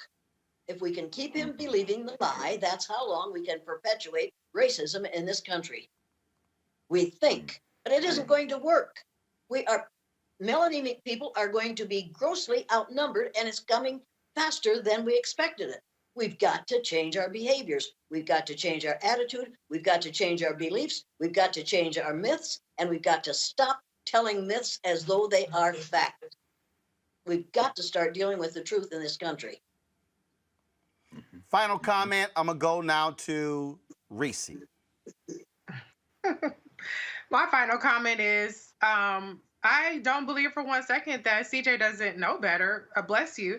I'm not trying to lecture you or anything like that. I think you're doing what you set out to do, which is you have a brand, you have an agenda, you're young, you have a bright future ahead of you in the conservative world if you continue to regurgitate your talking points and stick to that script. But I just say again, I hope you don't get that N-word wake-up call that we all get one day, one way or another. CJ. Well, Roland, I want to thank you for having me. I actually really did have a good time today, so thank you so much for extending the invitation. But really beyond all that, I will say, I'm not a victim. I don't live in a constant state of oppression. I believe that we create the opportunities that we want to have in this country. I'm proud to have supported President Trump. We'll be proud to support him again in the event that he does run. But really what this is all about for me, this is bigger than race. I think the way that we actually bridge the racial divide, the way that we actually ensure that black and brown people are uplifted in this nation is by encouraging, actual policies that are going to uplift our people, right? Policies that are going to ensure that we are able to create small businesses. Policies that are going to ensure that we're not wedded to the federal government for entitlements, meaning like food stamps, welfare, whatever. We need to create victors, not victims. That's what I'm all about. That's my idea. That's my platform. That's my agenda. It's not about pushing Donald Trump's plan or pushing white people or whatever. It's about pushing the idea that black people control their own destiny in this country because we are no longer slaves. We are people that control who we wish to be, who we are, and that's what I believe, period. Greg Carr. Yeah, no, this has been very useful, I think, in some ways. In other ways, not so much. But Reese cut through all of it when it comes to this specific conversation. You did your job well, young brother. You stayed on brand. As a Gen Zer, you know the importance of sticking to a message when folks aren't going to dig much deeper. And just know that there have always been individuals who, oppressors of all type, have picked out of the groups that are oppressed in order to do two things: give them a bit of a safety valve and a bit of a fig leaf, as you heard Professor Elliott say. And also, those people are well rewarded. That's the second thing. And you're right about Colin Powell. Colin Powell back in January said, I no longer am affiliated with the Republican Party, but that isn't because he didn't want to be a fiscal conservative. That isn't because he's not a warmonger, because he absolutely is. And another reason not to look at Lynn Cheney as a hero. Her father is the reason there are a number of women and men who are dead right now for the misadventure overseas 20 years that's been going on. But ultimately, it pays well. And as Reese said, I hope you don't get that wake-up call. But as Professor Elliott has said, we're trying to help you understand that no matter how well you do as an individual, in the words of Frantz Fanon, you are over-determined from without, because race is not something people who enslaved your ancestors brought. It is something that was created to keep your ancestors in place. And once we fought our way out of that, to keep them on the bottom of this very deeply capitalist structure. And so as you are there in Alabama, and if you can name all 50 states, you can say at least one word in a half a dozen, a half dozen, at least a couple of dozen Native American languages, meaning the first crime of this country was settler colonialism. Never forget that no matter how you think about yourself as an individual, I hope, because, I've spent many dark nights in Alabama, let us all pray that whatever you're saying and doing won't turn into a situation when you confront the fact that no matter how you feel about yourself, it is how this country feels about you that determines a lot of your life chances and a lot of the life chances of the people who will remain oppressed, in part because you will be used as a pawn by those who will keep us oppressed by saying, but look, there's CJ. So just be careful, brother. And our doors are always open. I hope you come back for more of this conversation. Jane, close us out, Jane. Yes. Well, you've all said it all. I don't need to say any more. I'm just shocked that this young man, with all his education, doesn't know what's going on in this country. I don't understand how he cannot see what's going on around him. Yes, I do too. He's young and he will grow up. If he is allowed to grow up in this country, I will be extremely pleased. I'll close it out this way. My position is very simple, and I love leave it on the file shot. I love the people who run their mouths on Twitter like this. I don't know who this ignorant woman is. Robin Barnes out of Michigan. She's the CEO and principal broker of Latitude Luxury Real Estate in Michigan. First of all, she said, why are you picking on this kid? Now, CJ will tell you, a whole bunch of CJ supporters was saying the same thing before CJ turned 18. I said, see. I'm glad to be here. No. I'm just telling you. I'm just what she said. And CJ confirmed it. I said it. I'm going to wait till he turned 18 when he grown before I invite him on the show so y'all can stop whining and saying, why you picking on a kid? I said, we'll wait. When he turned 18, I said, now you can come on the show. The other thing is this here. All the folks talking about, let somebody finish. This is real simple for me, CJ. And if anybody, I've had black conservatives on my show before. I've had different people. When somebody says something that's not true, I'ma jack them. I don't care whether you conservative, liberal, when you use stuff that's factually incorrect, I'ma stop you because I can't let the audience, I ain't Tucker, I'm not Sean, I'm not that fool Grant, Sean Spicer, Laura Ingraham. I don't let non-factual stuff slide on the show. Last one. If I answer this, my only advice for you, CJ. When somebody asks you a question, don't obfuscate, don't deflect, just answer the question. Because here's the deal. When you don't answer the question, it sounds like you don't want to answer the question. And so I'm a press folk. So, and I get, hey, everybody, I know how to stay on point. I know how not to get trapped. But the point I'm saying is, you're going to come on, hey, answer it. Say it. Nope, I didn't call Donald Trump out when it came to the deficit, but I still supported him. That's the only deal there. But this is all I ask. This is all I ask you, CJ. And I've said this to Eugene. I've said it to Chris. I've said it to Paris. Said to Shermichael. I can name every black Republican I've had. Don't be afraid to check your party. Don't be afraid to check your party on race. Don't be afraid to say to your party when they screw up, hey, y'all ain't doing what's right. Do not defend their bullshit, because what they want are black people to give them cover. And all I'm saying, as a brother who's 52, who knows Michael Williams, when a Republican would not condemn black church burnings, his wife Donna said they were going to have a fundraiser in her house, at their house. Donna said, ain't no man welcome in my house who will not condemn the burning of black churches. Michael worked for Ronald Reagan and George H.W. Bush, and he worked for Governor George W. Bush. Said, no, will we not be a fundraiser in our house? And so what I ask of black Republicans, be like Bob Brown, be like Alphonso Jackson, be like black Republicans who are willing to challenge their party, be like Michael Steele to call them out when they're wrong.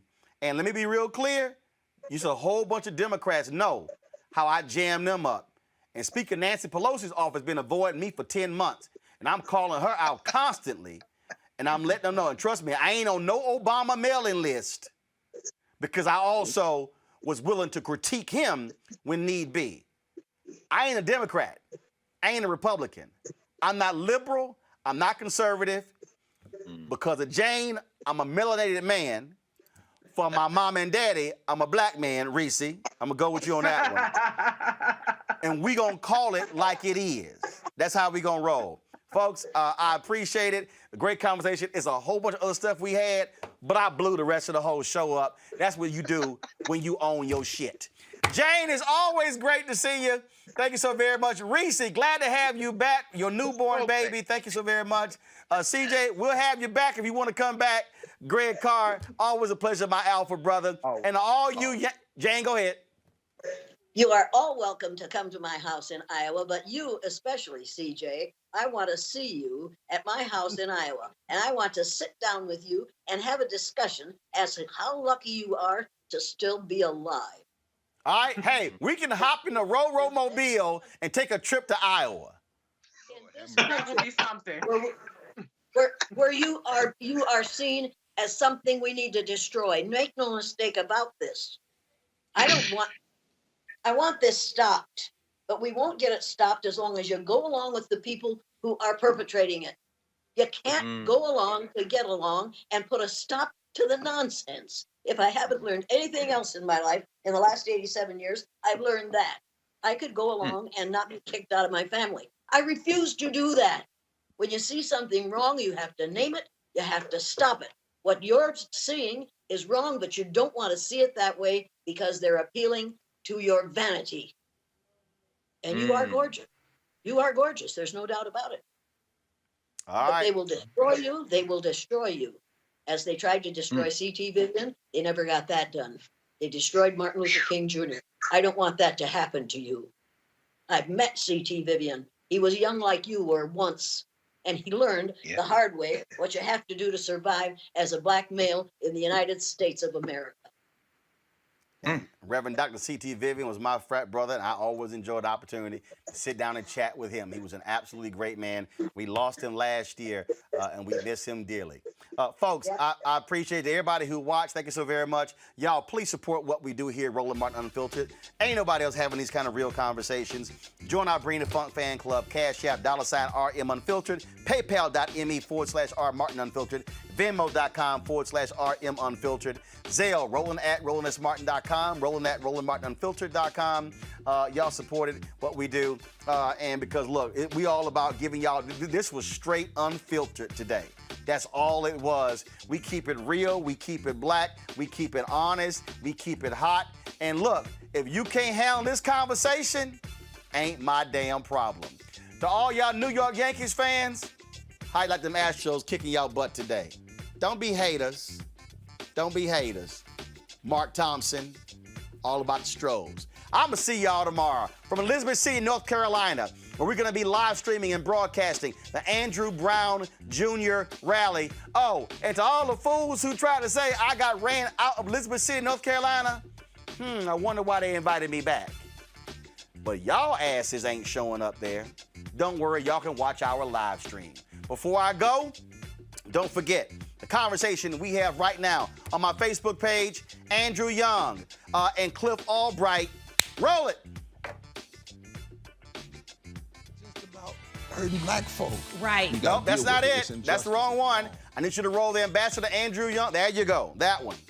Put another nail in the coffin of racism. You talk about awakening America. It led to a historic summer of protest. I hope our younger generation don't ever forget that nonviolence is soul force. Priceless.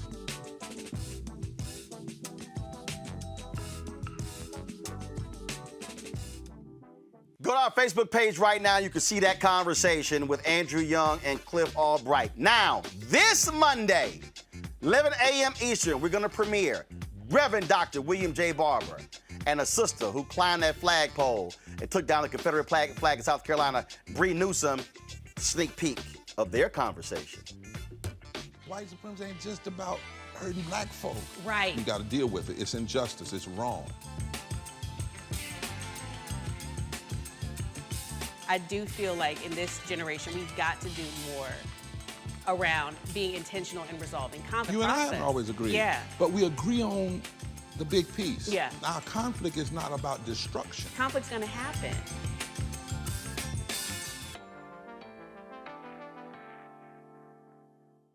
All right, y'all, the 6-part series we have. The first one is Tiffany Lawson, Janetta B. Cole. The second one's Andrew Young, Cliff Albright. The third one is Bree Newsom, Reverend Dr. William J. Barber. Premieres on Monday, 11 a.m. Eastern on my Facebook page and Instagram page as well. Y'all check all of those out. We got 6 of them. 2 are already aired. Third one airs on Monday. I told y'all, ain't nobody doing what we doing. That's why y'all got to support us in what we do. I'm going to see y'all tomorrow from Elizabeth City, North Carolina.